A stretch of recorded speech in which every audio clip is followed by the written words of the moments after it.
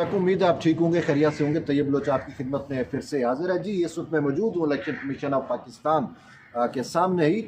जैसा कि आप देख भी रहे हैं मेरे अकब में आपको इलेक्शन कमीशन ऑफ पाकिस्तान नज़र भी आ रहा है। तो अब से कुछ देर कबल यहाँ पे बहुत ज़्यादा एक हंगामा खेज सी कैफियत थी, और वो कैफियत इस वजह से थी कि तहरीक इंसाफ के अरकान कौमी असम्बली जो है वो इलेक्शन कमीशन में आए हुए थे, और उनमें से एक वफद ने जाकर चीफ इलेक्शन कमिश्नर से जो है वो मुलाकात भी की, और क्या उसको उनको कन्वे किया वो हम आपको बताते हैं। और वो क्यों आए, किस वजह से है।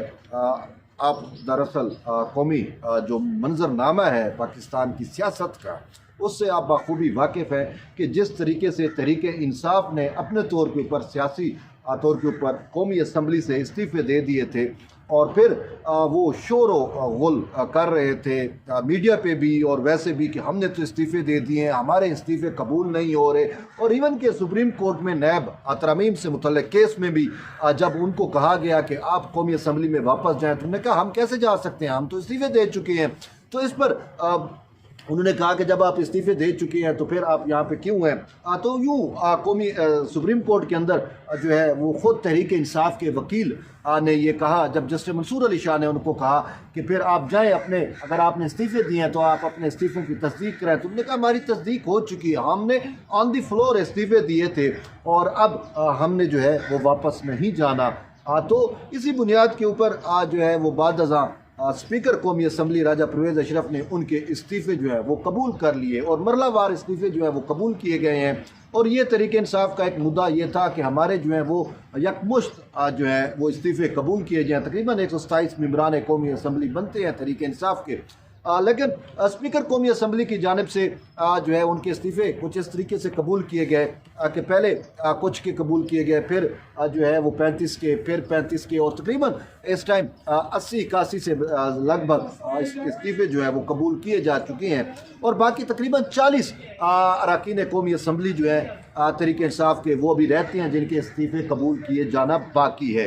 तो अब तहरीक इंसाफ जो है जैसा कि आप सब बखूबी वाकिफ़ हैं उनकी तमाम सियासत से, जो अपना थूका हुआ भी चाटते हैं और यू टर्न में के जो है वो बादशाह समझे जाते हैं। ख़ुद इमरान खान भी कि जो वो कहते हैं बात उससे वो यू टर्न ले लेते हैं। तो अब जब उनको ये तवक्को नहीं थी कि उनके इस्तीफ़े कबूल हो सकते हैं, अब जब उनके इस्तीफ़े कबूल हो गए हैं तो उनका रोना धोना शुरू हो गया है कि हमारे इस्तीफ़े क्यों कबूल कर लिए गए हैं। तो इसी वजह से आज तहरीक इंसाफ के अरकान कौमी असम्बली जो है वो बड़ी तादाद में इलेक्शन कमीशन आए, और चीफ इलेक्शन कमिश्नर से जाके उन्होंने मुलाकात की, और उन्होंने कहा कि पहले जो हमारे इस्तीफ़े कबूल हो चुके हैं वो तो हो चुके हैं, लेकिन बाकी जो तकरीबन 40-45 अरकान कौमी असम्बली रहते हैं उनके इस्तीफ़े जो हैं वो कबूल ना किए जाए। लेकिन इसी असना में होता क्या है कि कौमी असम्बली के जो कौमी असम्बली में जो बिजली का शट डाउन है, या जिस तरीके से आप वहाँ पे कोई सिस्टम ऐसा जला जिस वजह से कौमी असम्बली 3 दिन के लिए जो है वो बंद हो गई है, स्पीकर का ऑफिस जो है वो बंद हो गया है।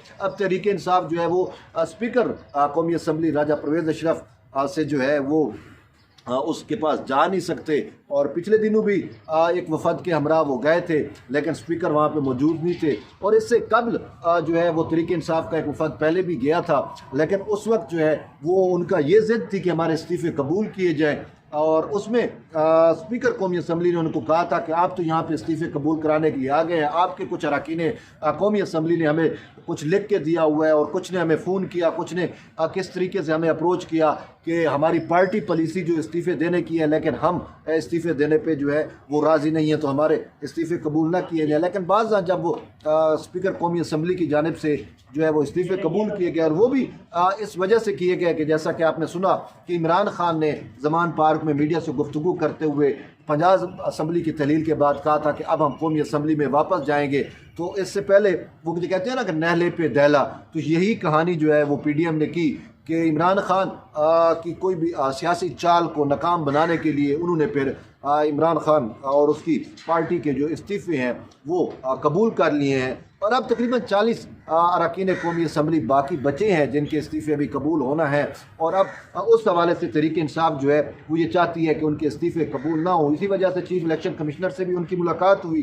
ताहम अब देखते हैं कि स्पीकर कौमी असम्बली राजा परवेज़ अशरफ जो है वो इसका क्या हल निकालते हैं, आया वो उनके इस्तीफ़े कबूल करते हैं या नहीं करते। तो ये तो अभी वक्त ही बताएगा। लेकिन तहरीक इंसाफ अब ये चाहती है कि अगर उनके ये 40 अरकान कौमी असम्बली के इस्तीफ़े कबूल कर लिए जाते हैं तो फिर तहरीक इंसाफ मुकम्मल इस पोलिटिकल सेटअप से जो है वो आउट हो जाएगी। और वो किस तरीके से आउट होगी कि जैसा कि आप सबको इल्म है कि जब निगरान सेटअप बनता है तो निगरान सेटअप के लिए जो है वो हुकूमत और अपोजिशन जो है वो मिलकर मुशावरत करते हैं और ऐसे नाम तजावीज़ किए जाते हैं जिस पर दोनों जो स्टेक होल्डर हैं हुकूमत और अपोजिशन वो मुतफिक होते हैं तो फिर निगरान सेटअप जो है वो तरतीब दिया जाता है, वो बनाया जाता है। लेकिन अब अगर अपोजिशन लीडर जो है राजा रियाज होंगे तो तहरीक इंसाफ को ये डर और ये ख़दशा मौजूद है कि हमारा जो निगरान सेटअप बनेगा उसमें कोई स्टेक नहीं होगा, वो हमारी मर्ज़ी का नहीं होगा। कोई ऐसा निगरान सेटअप बन सकता है जिससे तहरीक इंसाफ को जो है मज़ीद सुबकी हो सकती है।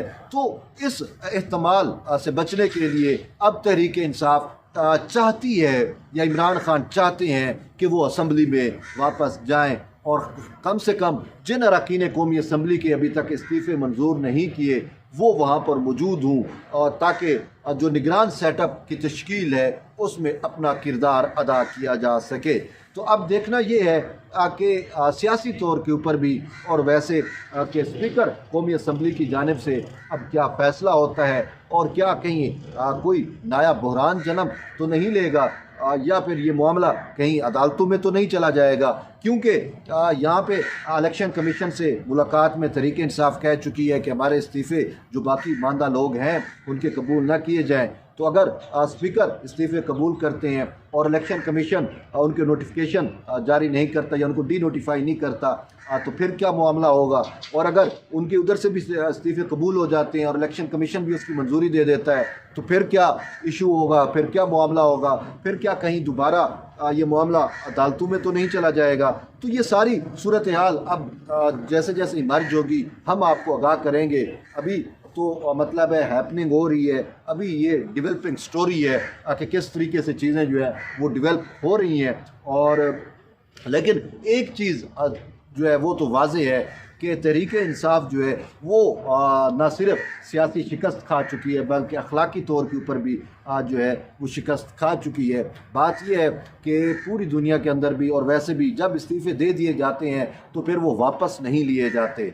तो अब ये इस्तीफ़े वापस लेने का क्या मकसद हो सकता है वो तो मैंने आपको उनका असल मकसद बता दिया, लेकिन उससे उनकी अखलाकी गिरावट जो है वो सबके सामने अयां होके जो है वो आ चुकी है। और सिर्फ अब ये नहीं है बल्कि आपने देखा कि पंजाब के अंदर भी जो है वो तहरीक इंसाफ ने बहुत जल्दी की अपने तौर के ऊपर। एक असम्बली बनी हुई थी, एक पूरा का पूरा सेटअप था और आइनी मुद्दत अभी रहती थी, लेकिन उन्होंने जो है सिर्फ एक न सिर्फ आइनी कमांड को पूरा नहीं होने दिया बल्कि अपने तौर पे वो सियासत कर रहे थे, लेकिन उसका खमियाजा खुद तहरीक इंसाफ को अब भुगतना पड़ रहा है। क्योंकि वहाँ पे अब निगरान सेटअप जो है वो आ चुका है कि रात को जो है निगरान वज़ीर आला पंजाब मोहसिन नकवी ने जो है वो अपना हलफ भी गवर्नर से ले लिया है। और अब तहरीक इंसाफ जो है वो चाहती थी कि मोहसिन नकवी जो है वो वज़ीर आला ना बने पंजाब के, लेकिन इलेक्शन कमीशन ने उसकी मंजूरी दे दी। तो अब तहरीक इंसाफ के पास पंजाब में जो है वो मुकम्मल तौर पर लाश कर गई है। अगर तहरीक इंसाफ के लोग जो हैं वो या ख़ुद इमरान खान जो है वो पॉलिटिकल विजडम का मुजाहरा करते तो इस तरीके से फाश गलतियां ना करते या फिर उसको अपना थूका हुआ ना चाटना पड़ता। लेकिन शायद लगता यही है कि उनके पास जो है वो सियासी विजडम की जो है वो कमी है और जज्बात में फ़ैसले नहीं किए जा सकते। सियासत जो है वो हमेशा पेशेंस मांगती है, सियासत जो है वो हमेशा सब्र का नाम है। अगर आप सब्र से तहम्मुल के साथ तहम्मुल का मुजाहरा करते हुए अपनी हिकमत अमली तरतीब देते हैं तो आप कामयाब होते हैं। लेकिन जब आप जज्बाती हो जाते हैं तो फिर यही कुछ होता है जो आजकल तहरीक इंसाफ के साथ हो रहा है। बहरहाल देखते हैं कि ये जो 40 अरकान कौमी असम्बली के अभी इस्तीफ़े रहते हैं उनका क्या बनता है, क्या वो वाकई कबूल होते हैं या नहीं होते। तहरीक इंसाफ का मौक़िफ़ तो ये है जो मैंने आपको बता दिया कि वो इलेक्शन कमिश्नर से भी मिल चुके हैं और वो ये कहते हैं कि हमने ख़त भी जो है वो कौमी असम्बली के जो स्पीकर है राजा परवेज़ अशरफ उसको लिख चुके हैं और ईमेल भी कर चुके हैं कि बाकी मादा जो अरकान कौमी असम्बली हैं तहरीक इंसाफ के, उनके इस्तीफ़े कबूल ना किए जाए। अब देखना यह है कि स्पीकर कौमी असम्बली इस हवाले से क्या फ़ैसला करते हैं और फिर इलेक्शन कमीशन जो है वो इस हवाले से क्या हिकमत अमली अपनाता है। बहरहाल इस हवाले से मज़ीद कोई डेवलपमेंट होगी तो हम आपको आगाह करेंगे। तब तक आपका शुक्रिया। मिलते हैं एक नई वीडियो में एक नए व्लॉग के साथ। तब तक के लिए इजाज़त दें। अल्लाह हाफ़िज़।